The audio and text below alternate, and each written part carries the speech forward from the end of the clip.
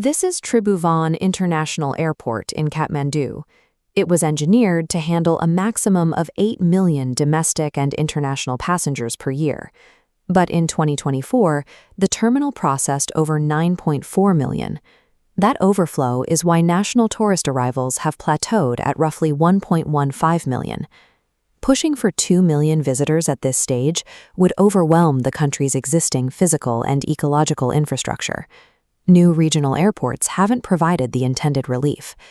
Because of diplomatic airspace restrictions, major commercial carriers lack the efficient, high-altitude entry routes needed to make flights to these secondary hubs financially viable.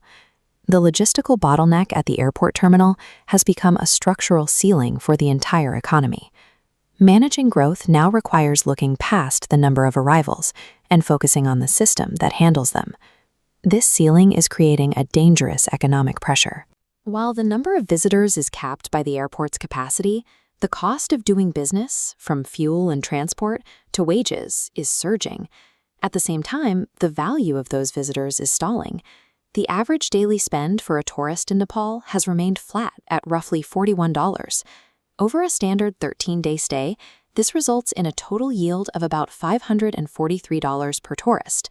This chart shows a flat line of stagnant spending, overtaken by the aggressive rise of local inflation. This line represents the income for local businesses, crushed by the weight of rising costs.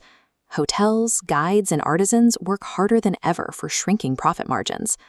With no room to add more people, the only path forward is to find a way to generate more value from the visitors who are already landing at TIA. To stay ahead of the inflation squeeze, Nepal's tourism sector needs to increase its total revenue by at least 25%.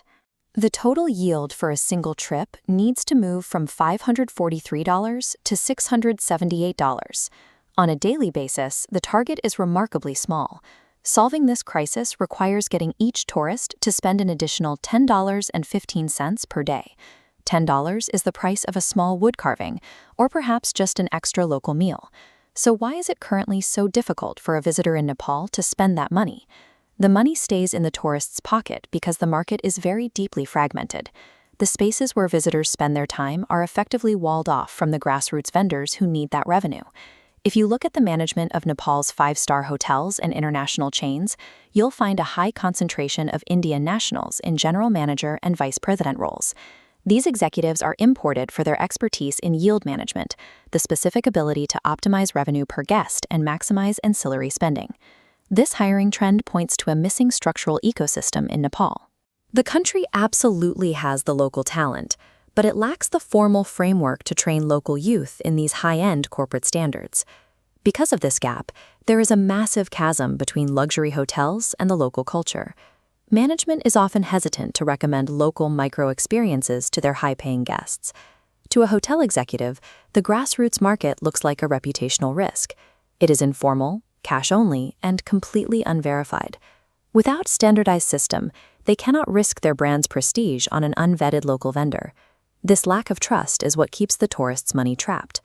The guests are more than willing to spend, but the infrastructure to connect them to the local economy doesn't exist. When physical infrastructure can no longer expand, the solution must move into the digital space. A digital bridge, known as a tourism yield operating system, can connect these two worlds. This system digitizes and verifies local entities.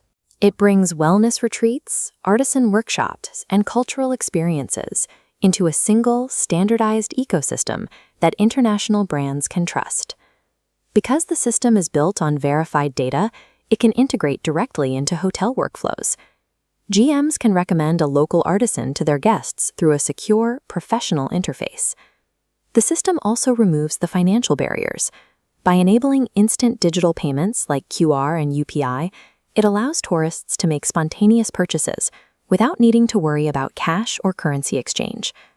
Creating this trusted digital pathway allows that extra $10 of daily spending to flow directly to local vendors, closing the revenue gap without adding a single extra visitor. Protecting the landscape of the Himalayas requires a shift in how we define growth. It means moving away from a volume-driven model toward a sustainable, value-driven economy. Focusing on the yield per visitor is the most direct way to protect Nepal's physical infrastructure from reaching a point of total collapse. This digital layer also empowers a new generation of Nepalese youth, providing the formal framework they need to integrate their businesses into the global hospitality market. The future of the industry rests on the ease of a single transaction, making it effortless for every visitor to spend that next $10.